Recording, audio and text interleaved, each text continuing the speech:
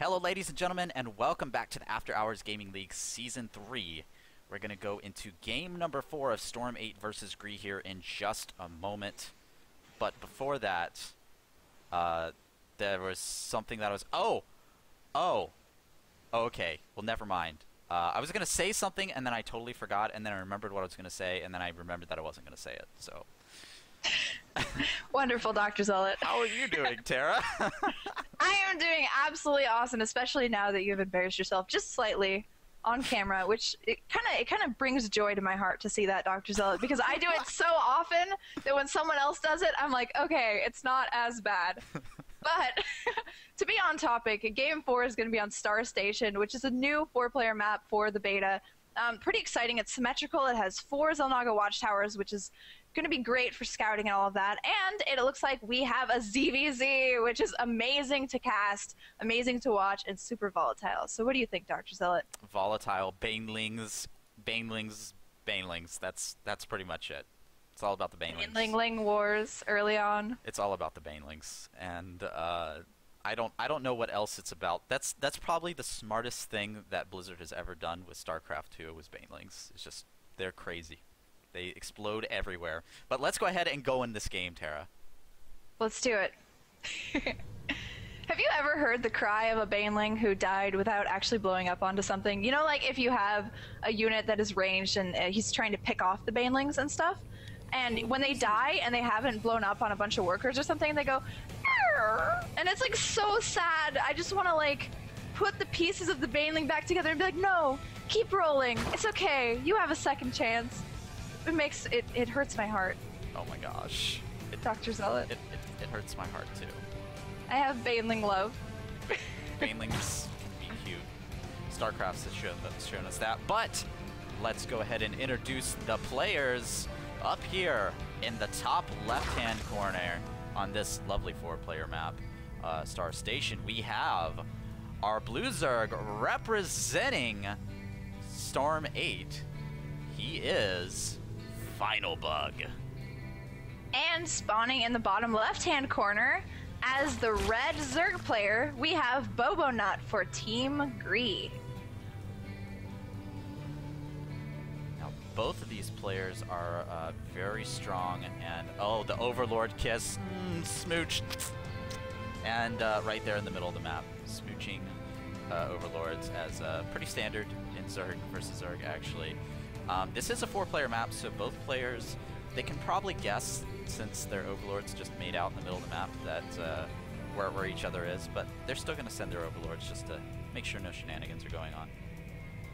I really, really love this map. This map is really interestingly constructed. There's a lot of high grounds with Xel'Naga watchtowers, a lot of interesting things in between the two bases of the players, and it's obviously a Protoss lore-based map. So I'm really excited to play the campaign of Heart of the Swarm and see what is actually going on with everything. What is going on with Kerrigan, you know, everything. I'm really excited. I can't wait.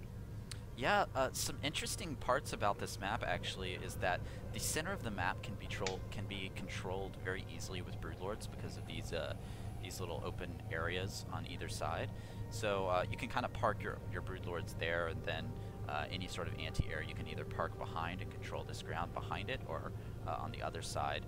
So some very interesting terrain on this map, and of course some interesting decisions that you can make. Again, like we saw on our previous map on Newkirk City, the third is tucked in fairly close to the main. In fact, Terran can park a siege tank right up here on the ridge right next to the main, or next to the third. So Terran will like to take this third, but Zerg, on the other hand, would like to take the one that is a little further away from their opponent.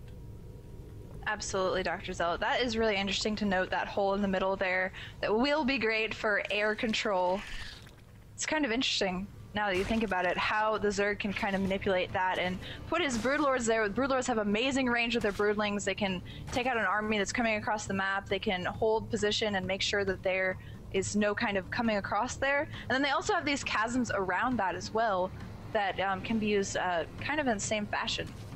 So it looks like both players are, excuse me for interrupting you, it looks like both players are pretty similar right now.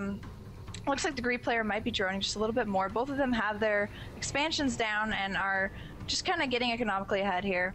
A couple of Zerglings going across the map for final bug, and it looks like he's going to be able to scout a couple things.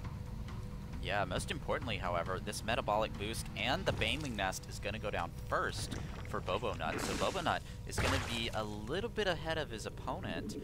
I don't know if he's going to be able to use that to his advantage. He'll have to realize that his opponent is maybe about, it looks like, about 20 seconds behind him on tech. So Bobonut taking an early lead just from his macro capabilities here right now in this game. Absolutely, both players are getting metabolic boost, and both players have 3 drones in their 1 extractor here in the main base. So it looks like they're pretty much going to go for a similar thing, which is something you see often.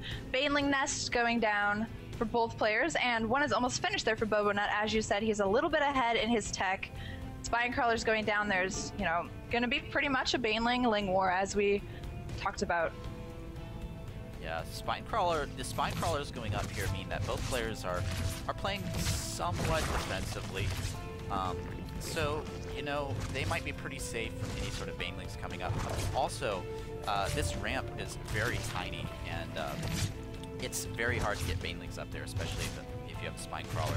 But this Queen, wow, this Queen is going to no end to try to kill this Overlord. The Lord's gonna die for sure, but the Queen looks like she missed an inject there for it, but I don't know. Kill the Overlord or miss an inject? Which would you do, Tara? I would kill the Overlord, just because I'm that kind of person that's really aggressive when I play video games. I am terrible at just being safe and playing it safe, but with StarCraft, I like to find different ways to be aggressive, but missing an inject is a very big misstep, so he should not be doing that. So I advise against it. It looks like Bobonut is going to have better map control here. He knows whether or not Final Bug has his third in both possible locations, and he's coming across the map streaming with these Lings at the moment. We'll see if he's going to start morphing some Banelings or if he's just going to go straight in. It looks like he's kind of just scouting around at the moment. Yeah, he saw those Banelings and he definitely knew he didn't want to go for it. He's just going to send one Ling in and see if he can get anything done.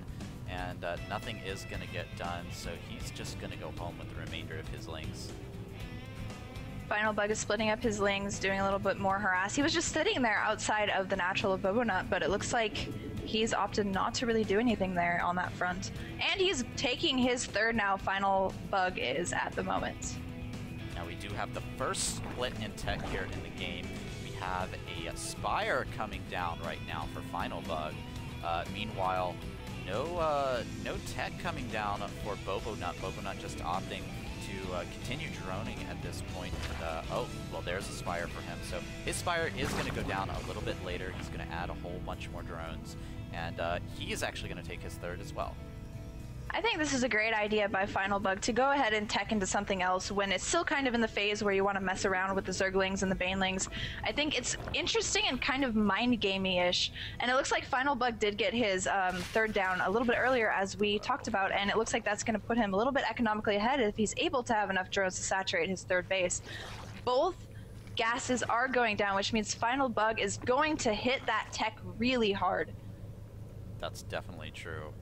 We do have some Zergling harass coming in here by Bobonut. Bobonut, he's going to see the superior number of Zerglings here by Final Bug, and he's going to have to go home. But, oh my gosh, that's a lot of creep tumors. There's a ton of creep tumors outside of the natural Bobonut. Bobonut's Queen is doing very good at spreading that creep. I always try to err away from not saying that they poop the creep, but it really does look like they do. They do. They do. It's true. We do have Mutalisk coming across the map. It's going to be Final Bug who is first detected Mutalisk. The Mutalisks are being made right now for Bobonut. Fortunately, Bobonut had both of the Queens here at his fourth expansion, but it was a distraction because all of the Zerglings right now are at the third of Bobonut, and Bobonut is not going to be able to save this. This is going to go down, and all Final Bug has to do is just go home, and he decides to do that. What a smart and intelligent play. Absolutely amazing multi-prong harass there by Final Bug. That is awesome and amazing that he's picking off that third of his opponent that was even a little bit later already. So it looks like he's going to be really ahead. You know, in the beginning, I thought that Bobonut was kind of being the one who's a little bit ahead, kind of teching a little earlier, getting things a little bit earlier, but it looks like Final Bug is really going to turn it around with this tech of Mutalisks and the superior number of Zerglings that he has on the map at the moment. Oh my gosh, let's take a quick look at the units tab. He has 15 Mutalisks on the map compared to the 7 Mutalisks of Bobonut, so he's going heavy on the Mutalisks. It's 47 drones to 52 drones, so fairly similar economics for both players there. And Bobonut going ahead and dropping a Spore Crawler here at the 4th. That will help him be safe from some of these Mutalisks, but oh my gosh, there are so many Mutalisks. 19, 20 Mutalisks on the map right now for Final Bug. It's gonna be Mutawars here, Tara. Absolutely, and his Mutalisks are coming up on the natural of Bobonut, and it looks like he's going to have a little bit of a Mutawar, but his numbers are superior. You know, this would be a misstep if this was Terran, because, you know, Terran has a lot of things that can attack up in the air, and building over an amount of Mutalisks can kind of, you know, be a loss since they are so squishy against those ground forces of Terran. But here, in a ZVZ, whereas Zerg players don't really have very much defense against air attacking units, this is probably a good move here by Final Bug to just over-muta. And of course, Mutalisks in Heart of the Swarm do have that tissue regeneration. They regenerate their HP very quickly, so going in for mini attacks, multi-prong attacks, which Final Bug seems very good at doing, is exactly what you want to do with these Mutalisks. In fact, that attack from earlier, almost all of the HP damage that he took earlier is totally regenerated, and it looks like he wants to go in here and snipe some tech. He's going to go in here and snipe the Spire. Oh my goodness! Amazing snipe of the Spire, but the Spire did get off that upgrade before it did die, and it looks like there's another Mutawar going on in the natural of Bobonut, but he is going to have to go back and just let Final Bug take out some more tech. Oh, this is going to be crazy right now. Oh my gosh. Bobonut, he can't engage with these mutas. It's just way too many mutas. This 30 Mutalisks compared to the 14 of Bobonut. Bobonut, what do you have in your back pocket, man? You need to take care of these Mutalisks. There's just way too many of them. I really don't think there's a way for Bobonut to come back here after Final Bug has done so much damage to his tech, and he is about 60 supply ahead now at the moment. And it looks like Storm8 is going to take another game. Yeah, Final Bug, he's so strong right now, able to take out all the anti-air, and Bobonut says GG. Oh, did you see that very last Baneling splash at the end? That was pretty epic. Oh my gosh, that was crazy. That was a crazy game. Very head-to-head, very interesting, and it really shows how like small little tech differences and like decision-making skills in ZVZ can really, really, really help you take a game or turn a game around. So that was awesome, and I loved watching that game. I can't wait to see the next. That was so crazy, Tara. That was so crazy, and the Mutalisk play was so crazy on that, that I'm going to call that game Crazy Mutalisk in the style of like Crazy Taxi. Have you ever played that game, Crazy Taxi? I have played Crazy Taxi, and I know exactly what you're talking about, and I love that idea. So someone they should really make a custom game here, in at least Heart of the Swarm, if not Wings of Liberty. That Crazy Mutalisk. So what would it be like? You start the custom map, and then all of a sudden you're like, you get into the custom map, and it's like, welcome to Crazy Mutalisk, where you drive the craziest Mutalisk this side of oh gosh, this side of, I don't know, what's Marsara. This side of Marsara. There we go. Epic save there. Kill all the Marines that you can in 5 minutes. And he's like a super strong Mutalisk that like really doesn't care about the 3/3 Marines, the huge pack of 3/3 Marines. He's like an extra biocharged Mutalisk, some kind of like mutant Mutalisk. A giant taxi-like Mutalisk. He's like actually like yellow. And yeah. Oh my gosh. Anyway, ladies and gentlemen, that was game number 4. That does mean that brings the score 2-2. So we're going to go to the ace match here in just a minute of Storm8 versus GREE. Don't go anywhere. We'll be right back.